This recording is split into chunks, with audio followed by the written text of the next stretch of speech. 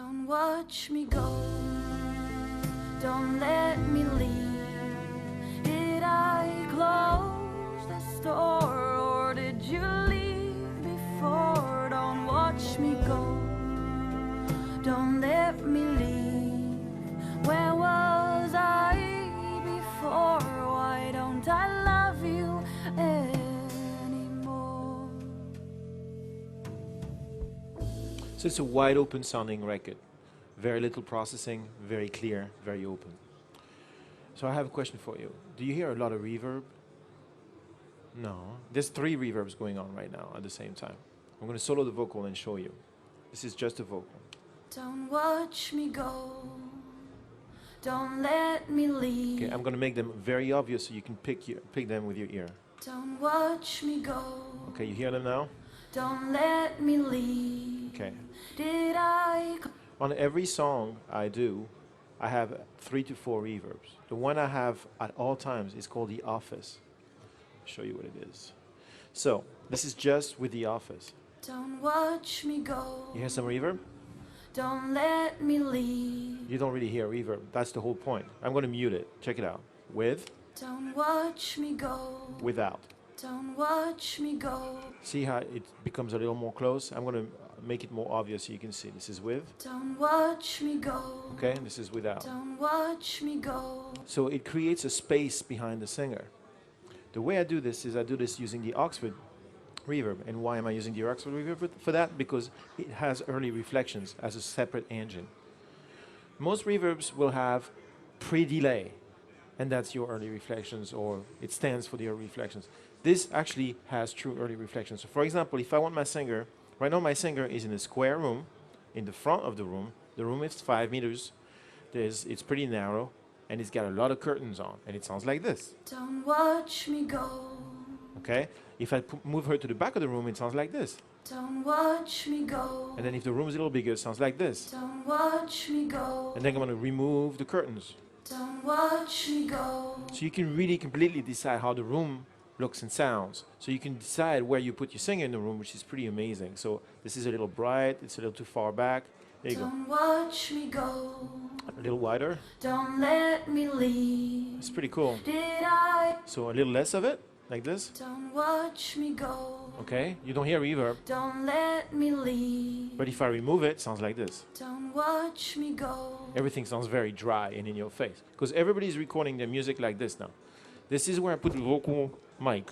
This is where I put the bass mic. This is where I put the bass drum mic. This is where I put every single mic when you record. It's annoying. Why? Because when you're done recording everything like this, then you put the faders up to mix it, and it sounds like everything's in your face. There's no distance. There's no space around the performers. So I use this Oxford reverb to put the space back in, and I can actually design the space around every single instrument exactly the way I want it to be. I don't have to use a preset. Now, if you're lazy, I have a lazy streak, but not for reverbs. You can use the presets, but I just make my own space every time. It's very practical. So that's the early reflections, and then you have the tail. So in this particular reverb, I don't use the tail, but I have another one that I call the hall, which I use the tail on. So this is what it sounds like. Don't watch me go. You recognize this sound? Don't let me leave. Okay. So the tail has the usual stuff: reverb time, size, dispersion, phase difference. These are esoteric little settings, but you can really custom tailor the reverb to what you want. Absorption is the same as before. It's not an EQ, it's a dynamic absorption algorithm. So it's not just, taking the EQ down. And then diversity is on another kind of stereo spread kind of thing.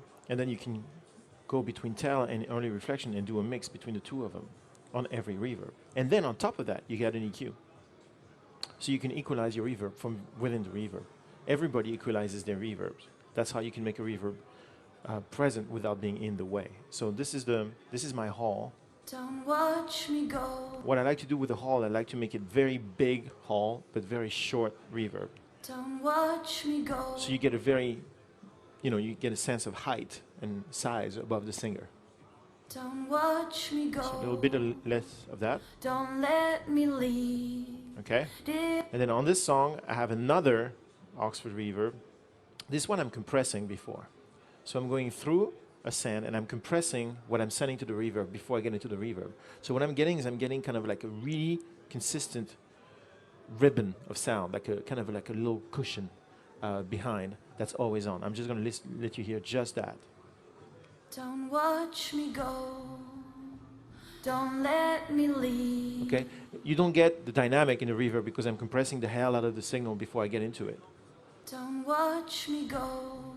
But what gives me is it gives it this very consistent thing that never sticks out, so you don't really hear it, but if you remove it, it feels empty. So in the combination of the three reverbs, like this. Don't watch me go.